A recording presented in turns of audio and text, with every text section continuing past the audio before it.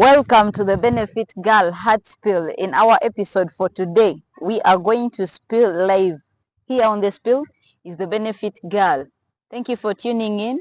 I encourage you to subscribe to our channel, share the link, invite some more people to watch, share everything, share us on your TikTok, on your WhatsApp, on Instagram, on X, and everywhere. I want also thank you so much for supporting us by tuning in every single Saturday. We are always live at 7 p.m. It's our premiere every single Saturday, 7 p.m. We are always here spilling, and right now we are going to dive into our spill for today. And here spilling is the Benefit Girl. Thank you for tuning. Let's go for it. Of course, welcome once again to our spill for today. Here spilling, as I said earlier, is the Benefit Girl. And today we are going to share a very simple topic and very interesting. Of course, I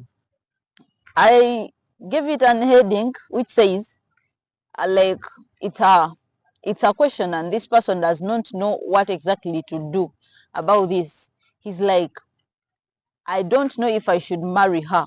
So I'm going to read for us the story for us to understand where exactly did it come from, and allow me to do that.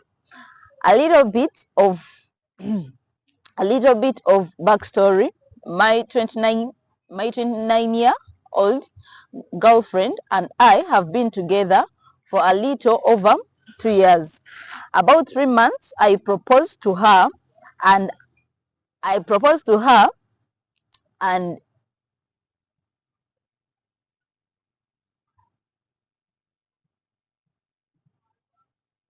I proposed to her and I did it out of pressure from her and friends around us, telling me that she's a good girl and a rare woman to come across. After I proposed, we moved into an apartment together.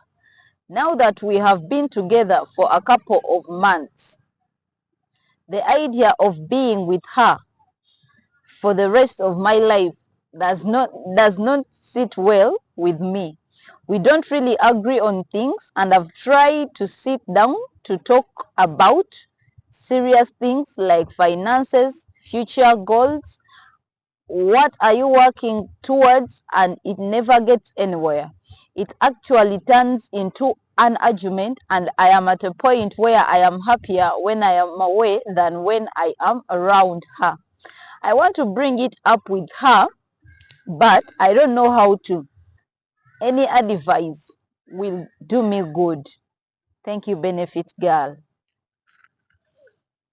All right, so first of all, I would wonder how someone would propose to someone out of peer pressure. Out of peer pressure.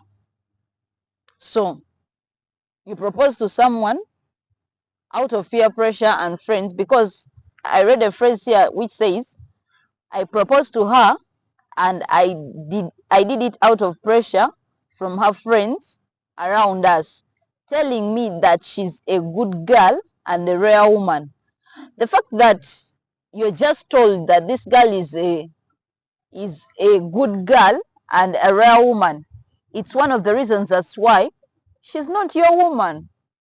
Because I mean, if you're my man and I'm your woman, you will see the good in me better than anyone else. You will find a lot of reasons by yourself to marry me, not from anyone's opinion, but what other people say about me and my character or my nature or my behavior comes as a result of what you already affirm in your spirit. So the only fact that these people put you under pressure, telling you that this is a real woman, this is a good woman, was already reason enough that she's not your woman, because you didn't find the good in her.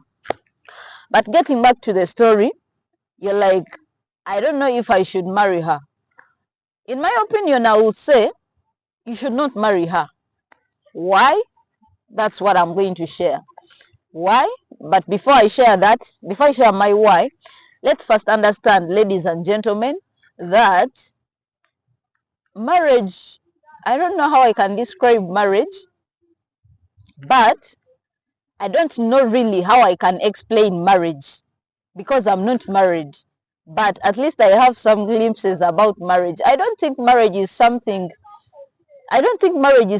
that you can do out of peer pressure, because every time I sit around all by myself, I'm thinking to myself, if I get married to someone one day, I'm going to commit my life to this person forever. Forever. I'm talking from a Christian perspective of life, because as a Christian and a born again woman, this is what I believe in and this is what I will do. So if I commit to someone, I believe that it is for a lifetime, unless otherwise death do us apart. But if not so, then I'm committed to this individual for as long as they are alive and I am living. We are joined together and we cannot be separated. So given the fact that I'm supposed to take such a big decision of having someone forever in my life, somewhere in my life, someone that I can never let go in my life, listen, I cannot make such a decision basing on peer pressure, basing on what my friends have to say of that individual. The biggest, that's like the biggest decision you will ever make about your life, and you cannot base it on just feelings and emotions and what have you got to do. You understand? So I totally disagree with this. There is no kind of pressure that should push you really enough to commit to something, because this is literally like playing with your heart and your own feelings, and it's not really right. So coming back to my why, coming back to why, because the story is in the form of a question, is like, I don't know if I should marry her. And my answer was, you should not marry her. Why? Because, one, I'm being a Christian, we are taught before marriage, and actually at my church we have a conference called I'm Ready for Marriage. It's called I'm Ready for Marriage. I encourage you all, if you watch this video, I encourage you all to kindly send a message or a comment wherever you've watched this video from, and comment that you want to attend. I'll give you all the information that is necessary for you to attend. So it is very important regarding this story, and I invite these people for that conference. Both of them should come. So why? One, I was saying that we are taught as Christian girls and Christian boys what like, how do we identify our partners? How do you go about that road of finding someone you love, someone you're going to spend your life with? One thing they taught us is peace. We are told that there is a certain peace that these people will not appear just by putting on red. These people will not just appear by putting on black. A lot of people can put on black on the very day you pray that someone comes dressing in black. So even as you pray, as you make those prayers, even the devil is listening. So however much is not omnipresent, but maybe somehow he will hear and will position someone in black, yet they are not your partners. But because you're already lasting over that individual, he will use it as an opportunity, and there you go, messing around with the wrong partner. So, one, it is peace. It is peace. Peace. The fact that you have a lot of question marks even about the happening relationship, which is happening already, and you have question marks and you don't have that peace. You don't have that peace that should be between you and your partner. That is reason number one, and that's a red flag for you to move on. She's not your partner to marry. It was just lust. Two, the Bible says that he who finds a wife finds a good thing. He who finds a wife finds a good thing. One, finding a wife is not necessarily finding finding a woman and you make that woman your wife. No. When it says he who finds a wife, it means that you found a lot of women, but in the many women you found, there is one woman in whom you find the character and nature of a wife you so demand of God. You understand? Because every woman can be a wife, but not your wife. So it takes God and it takes a serious man to find the wife in me. He will find me as a woman, but finding the wife in me, that takes God. But coming back to the story, you're saying that your friends used to tell you she's a good woman, she is a rare woman. So some other people found the wife in the woman you saw, but you didn't find the wife in the woman you have. Do you understand me? So that is my why too. That woman is not for you.